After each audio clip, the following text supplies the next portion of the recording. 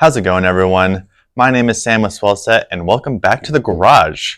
The last video you saw me basically destroy this Bonzer surfboard in an effort to bring it back to life, and today we're gonna start that process. We're gonna get it going. To kick things off, we're gonna repair these fin boxes and then fill the rest of these dings with some filler resin and go from there. Now let's start talking about these fin boxes here. They're gonna be an interesting one. So I don't know how well you can see it on camera. I'll see if I can pull this up here to get a better angle. But those fins, they were set inside of the foam, which is kind of strange to me, but you know, we're just gonna stick true to what Eaton did with this board. And so to fill it, to repair it, I'm not just gonna fill it up with resin. We're gonna use a router, route out all the foam around this to get down to clean foam, and then fill it with some foam offcuts I have right here from a broken board from a long time ago. So let's dig into that and let's get going.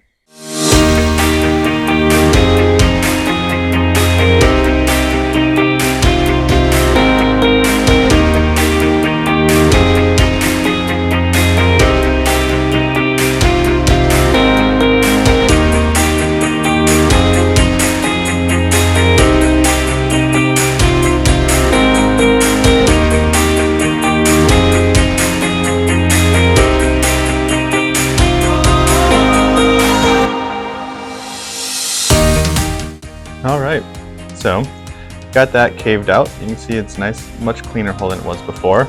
I'll take a little bit of sandpaper in there just to make sure that we're fully clear.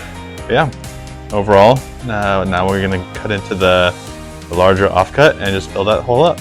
So I'm just gonna roughly cut this thing to shape. I like to use a Japanese pole saw. I've seen other shapers use it in the past, and I just figured I'd copy them. And it works really well, especially for something like this, really clean, straight cuts.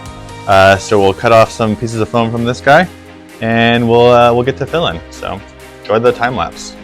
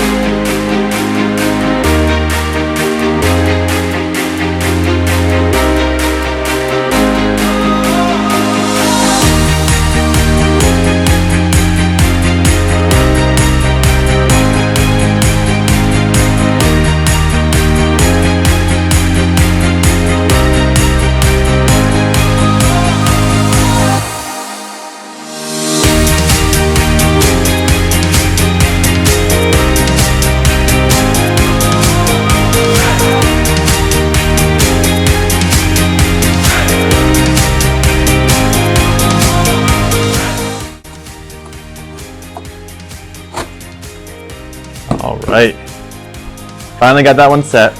Like I said, I still wanted to sand in there and clean it a little bit. It's not perfect, but it'll get the job done, and the rest will just be filled with resin.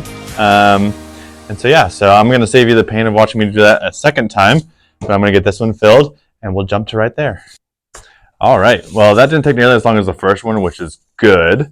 We're gonna mix up some resin, and we'll get these set in here. The resin that I use is mixed with the micro balloons. So that'll make it really thick, almost like a foam, but just not quite as light as this stuff is. And so we'll get that set in here and let that sit. Let's get to it. All right, we are just about ready to get going here. I've got my resin mixed up here. For those of you that don't know much about surfboards, this is a laminating resin. It's a polyester resin that I prefer to work with over like an epoxy, filled with Q-cell or microballoons, which is just hollow glass particles.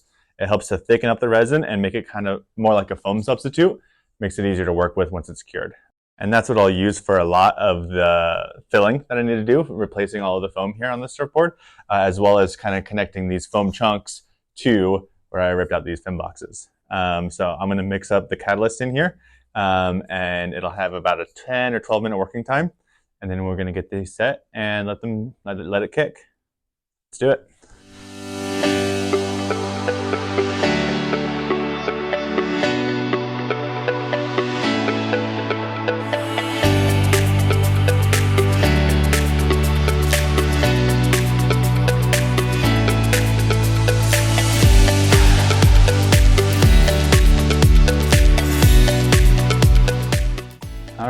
let this cure, at least enough so that it'll hold, and I can work on some other sections of the board. But yeah, that should do it for at least the fin boxes. Once this sets, then we'll sand it down and go from there. All right, it's the next morning. My resin is nice and cured, so let's get this taken apart. We'll flip the board over and keep on filling more holes. Let's get cracking.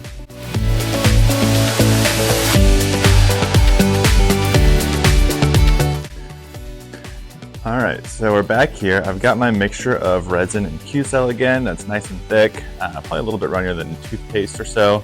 You can kind of see a drip there. I like to leave, for fills like this, I like to leave a little bit runnier just so it fills all the cracks and crevices.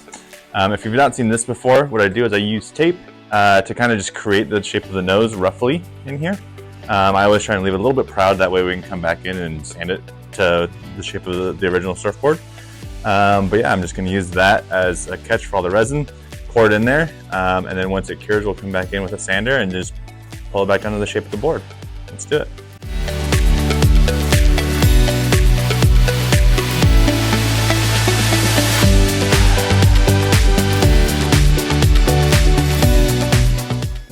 All right, after filling up all these dings and the fin boxes and everything, we are set to finally sand all this stuff back, get it to flush, and prep it for fiberglass, which is gonna be the next big step in this project. So let's get back to sanding, my favorite thing.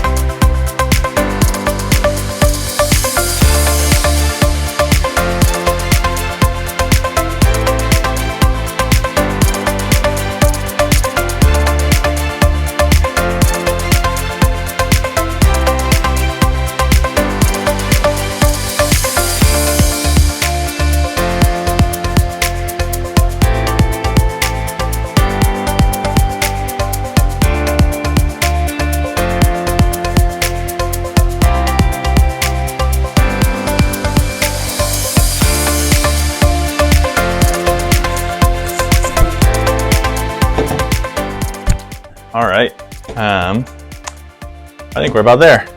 This board obviously needs to be cleaned first, but we are about ready to patch all these repairs with some glass.